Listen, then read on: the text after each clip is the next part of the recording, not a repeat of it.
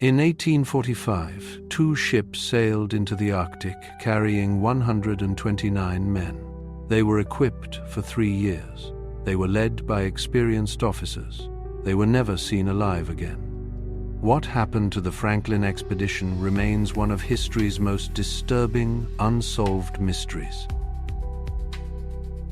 The mid-19th century was the age of exploration. Empires raced to map the unknown, driven by science, prestige, and ambition. One of the greatest prizes still unconquered was the Northwest Passage, a sea route through the Arctic that promised faster trade between Europe and Asia.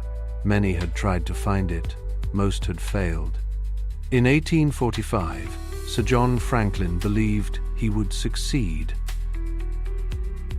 Franklin was a respected British naval officer and Arctic veteran. He had survived earlier expeditions, endured starvation, and walked hundreds of miles across frozen wilderness. At nearly 60 years old, this would be his final command. Franklin was given 2 ships, HMS Erebus and HMS Terror. Both were built to withstand extreme conditions and reinforced specifically for Arctic ice. They carried food supplies for 3 years, steam engines adapted from locomotives, advanced navigation instruments, and a library of more than 1,000 books. By the standards of the time, this was the most prepared Arctic expedition ever launched. The expedition left England in May of 1845. They were last seen by European eyes in July, entering Baffin Bay after a brief encounter with whaling ships. The crews were confident. The weather was favorable. Nothing seemed wrong. Then the Arctic swallowed them. Years passed. No messages arrived. No ships returned. At first, this was not unusual. Arctic expeditions often disappeared for long stretches of time. But by 1848, concern turned into fear. Sir John Franklin and his men were officially declared missing. Over the next decade, more than 30 search expeditions were launched. They found no survivors, only fragments, abandoned camps, graves frozen into the permafrost. Scattered equipment far heavier than starving men should have carried. Then in 1859, a single discovery changed everything. Inside a stone cairn, rescuers found a handwritten note. It revealed that Sir John Franklin had died in June of 1847, that the ships had been trapped in ice for nearly 2 years, and that the surviving crew abandoned the vessels in a final attempt to march south. 105 men, on foot, dragging boats across the ice. They were already dying. None of them survived. Later, discoveries revealed something even more disturbing. Human bones showed cut marks, evidence of cannibalism. Food tins were poorly sealed, leaking lead into the rations. Some bodies were found miles apart, suggesting confusion, panic, or delirium. Modern analysis suggests the crew suffered from starvation, hypothermia, scurvy, and lead poisoning. But even that may not fully explain what happened. The wrecks of Erebus and Terror were finally discovered in 2014 and 2016. They answered some questions, but not the most important one.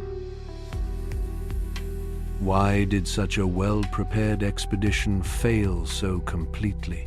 Why were basic survival decisions abandoned? And what final moments unfolded on the ice, beyond any witness? The Arctic does not give explanations. It keeps them. This was the last expedition. Some journeys were never meant to return. Looking back, there were warning signs. The expedition carried the latest technology, but also a fatal flaw. The food tins, soldered with lead, were supposed to preserve nutrition for years. Instead, they slowly poisoned the men who depended on them. Each meal brought them closer to delirium and death. Inuit hunters reported seeing white men in the area, starving men, desperate men, walking south, hauling impossible loads. The Inuit offered to help, to teach them how to survive in the Arctic. But the British officers, trained in military discipline and Victorian pride, refused native assistance. It was a decision that sealed their fate. The Inuit later found bodies, camps, and evidence of the expedition's final, horrifying days. The ships became trapped in ice near King William Island in September of 1846. They waited through one winter, then another. The ice never released them. Temperatures plummeted to -50 degrees. Scurvy ravaged the crew. The steam engines, once a marvel of Victorian engineering, sat useless without coal to burn for heat. The men could see the ships slowly being crushed by the relentless pressure of the Arctic ice. Their technological superiority meant nothing here. On April 22, 1848, the order came to abandon ship. 105 men lined up on the ice. They took silverware, they took books, they took a writing desk. Officers carried dress uniforms and decorative buttons.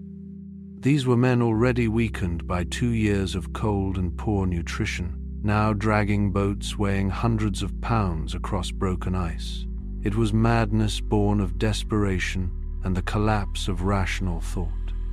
Lead poisoning may have impaired their judgment. But the fundamental mistake was simpler. They were walking away from the only shelter they had, away from the largest supply of food, into a frozen desert that stretched for hundreds of miles. In 2014, Canadian researchers found HMS Erebus resting on the ocean floor. 2 years later, they found Terror. Both ships were remarkably preserved in the cold Arctic water. Inside, they found officers' quarters still arranged, dishes on tables, boots lined up. It was as if the crew had simply walked away intending to return. But what the ships revealed was as haunting as what they concealed. No clear evidence of what drove the crew to make such catastrophic decisions. No journal explaining the final orders. Just the eerie silence of a tomb beneath the ice. Theories have emerged over the decades. Lead poisoning from the tins, botulism from spoiled food, tuberculosis spreading through the confined quarters, scurvy from lack of fresh provisions, zinc deficiency from the distillation system. Perhaps it was all of these combined, but forensic analysis suggests something more profound. The expedition's rigid adherence to British naval protocol in an environment that demanded adaptation and flexibility. They dressed in wool uniforms that trapped moisture and froze. They refused to adopt Inuit survival techniques. They prioritized rank and ceremony over pragmatic survival. In the end, civilization itself became their cage. The Franklin expedition became a defining moment in Arctic exploration. It showed the limits of technology without wisdom, the danger of pride without humility. In the decades that followed, successful Arctic explorers learned what Franklin's men could not. They learned from the Inuit. They adapted to the environment rather than trying to impose their will upon it. But questions remain. Why did no one survive when other expeditions, equally trapped, managed to endure? What happened in those final weeks on the ice? What last thoughts passed through their minds as they realized no rescue would come? These questions will never be answered. The Arctic keeps its secrets. Why did such a well-prepared expedition fail so completely? Why were basic survival decisions abandoned? And what final moments unfolded on the ice, beyond any witness? The Arctic does not give explanations. It keeps them. This was the last expedition. Some journeys were never meant to return.